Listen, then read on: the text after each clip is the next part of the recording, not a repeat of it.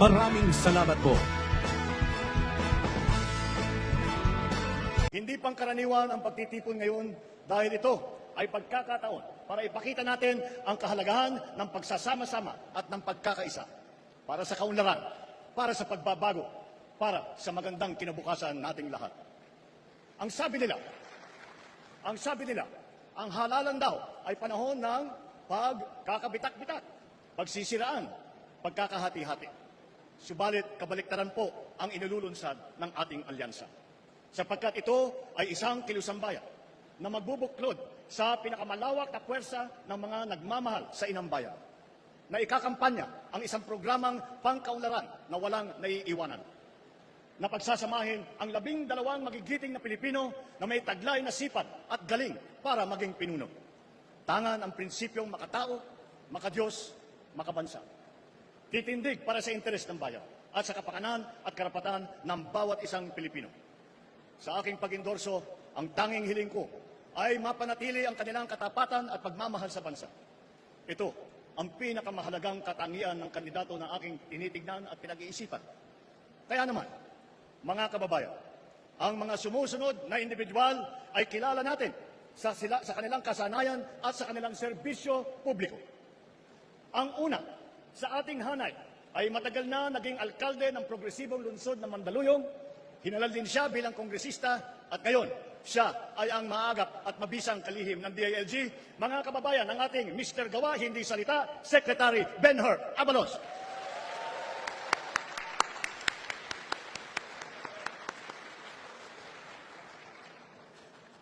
Ang susunod naman ay sumabak din sa Kongreso. Wala sa pulyeto ang pruweba ng kanyang kagalingan. Nasa lungsod na mahusay ng pinamamahalaan. Mga kababayan, Mayor Abby Binay, hindi pwede ang pwede na, dapat better.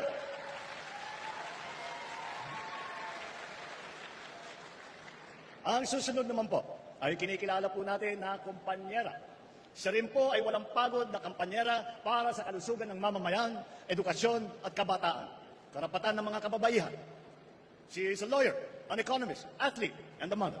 Senator Pia embodies what it means to be a Pinay in action. Mga kababayan, Senator Pia Cayetano.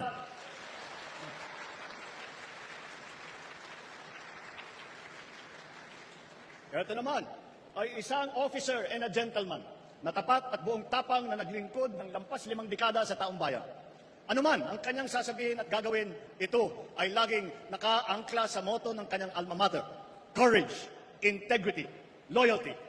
Isa po siya sa tunay na nagsasabuhay sa mensahe ng aking SONA: ang tama ay ipaglaban, ang mali ay labanan.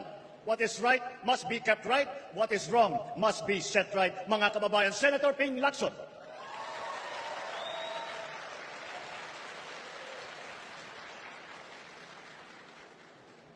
Sanay ring mamabatas ang susunod sa ating lineup. Nahasa bilang vice-gobernador na ngayon ay nasa Senado. Naging gobernador din ng lalawigan niya ng Pampanga. Mga kababayan, ang Supremo ng Senado, Senator Lito Lapid.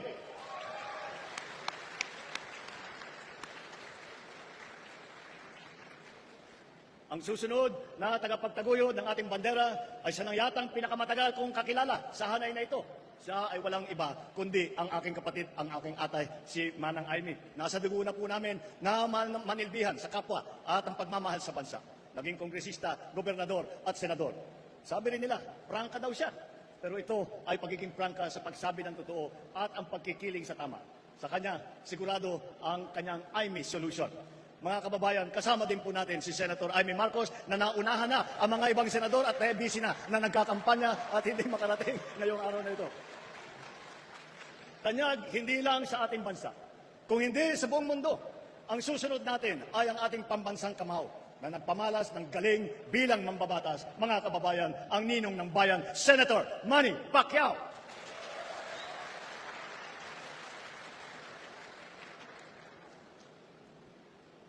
Kilala naman sa marami niyang ginagampanang papel sa iba't ibang larangan. Pero ang pinakamahalaga ay ang pagiging lingkod bayan. Vice-gobernador, gobernador, pinuno ng ahensya ng gobyerno, senador. Talaga namang action star sa pelikula, action din sa tunay na buhay. Mga kababayan, Senator Bong Revilla.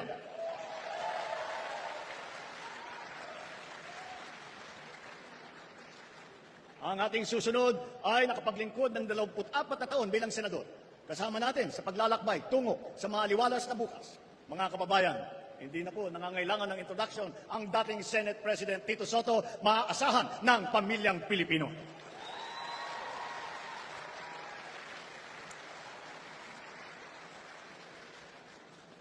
Ito naman ang big brother na iyong masasandalan.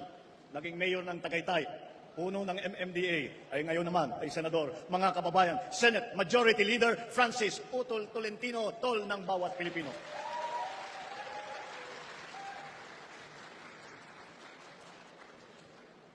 Ang susunod kong ipapakilala sa inyo ay isang public servant na noon ay madalas kong masabihan na ang ama ng saklolo. Kasi ang unang bukang bibig ng mamamayan ay itulfo mo. Nanginilbihan bilang kalihim ng DSWD na ngayon naman ay membro ng Kongreso, mga kababayan, Congressman Erwin Tulfo, kakampi ng inaapi.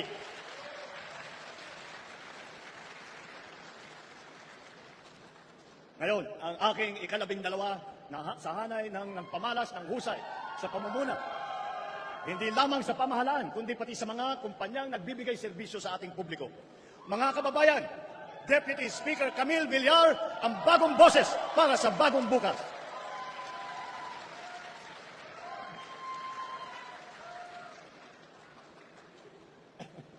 Ika nga, may kanya-kanya tayong abilidad para mapabuti ang ating bansa. Ngunit, kung tayo ay sama-sama nagbubuklod, mas mapapadaling matupad ang ating mga adikain para sa isang mas magandang bukas. Nasabi ko na rin dati na marami tayong sanai at hasa sa serbisyong publiko. Hindi na po ito bago sa atin. Wala po sa ating hanay, 8 po sa ating hanay ay veterano na senador. Cayetano, Lacson, Lapid, Marcos, Pacquiao, Revilla, Soto at Tolentino. 7 ang may karanasan sa Kongreso, Abalos, Binay, Cayetano, Marcos, Pacquiao, Tulfo at Villar. 5 ang nahasa sa lokal na pamahalaan.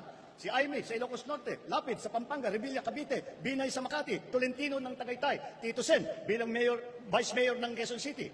4 din sa kanila ay nagsilbi bilang miyembro ng kabinete. Abalos sa DILG, Tulfo sa DSWD, Lacson ng Yolanda Rehabilitation Commission, Tolentino sa MMDA. Pagdating naman sa geographical representation, 2 ang tiga Mindanao, Pacquiao ng Bukidnon, Sarangani at Jensan. At si Erwin naman ay lumaki sa Davao Oriental at sa Sulu. Bukod pa ron, ang unang Vicente Soto ay naging senador ay taga Cebu. Ang nanay naman namin ni Aimee ay 100% Waray. At ang 3 malalaking rehiyon ng gitnang Luzon, Kamaynilaan at Timog, Katagalugan ay may boses sa ating kupunan. Mga kababayan, sila po ang lineup ng alyansa.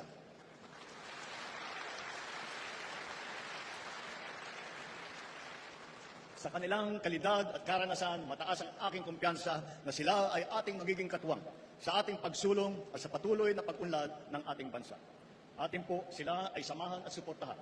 Mabuhay po kayo, mabuhay ang ating lineup, mabuhay ang bagong Pilipinas.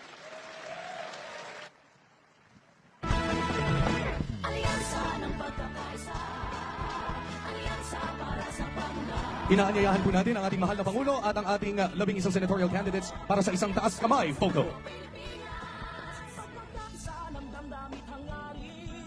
Alyansang pinagtibay ng pangarap at adhikain. Sinubok ngunit nanatiling tuwatak hanggang sa tuktok. Alyansang tutulong. Alyansang tutulong. Isang taas kamay photo mula sa ating Pangulo at ang ating mga kandidato.